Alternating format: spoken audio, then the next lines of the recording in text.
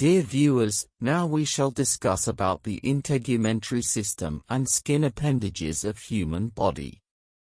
Welcome to our YouTube channel MedBasic21. You can subscribe, like and share. MedBasic21. The integumentary system is the organ system that protects the body from damage, comprising the skin and its accessory organs, including hair, sebaceous gland, sweat gland, and nails. The integumentary system has a variety of functions.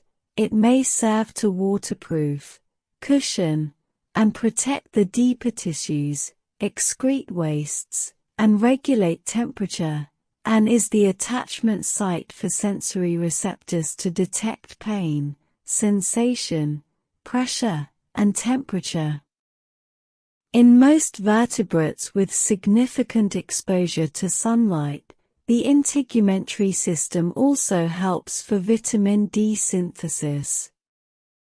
Skin is the largest organ of the human body system. Skin appendages contains 1. Sebaceous glands. Sebaceous glands are associated with hair follicles and secrete sebum that waterproofs and moisturizes the hair shafts.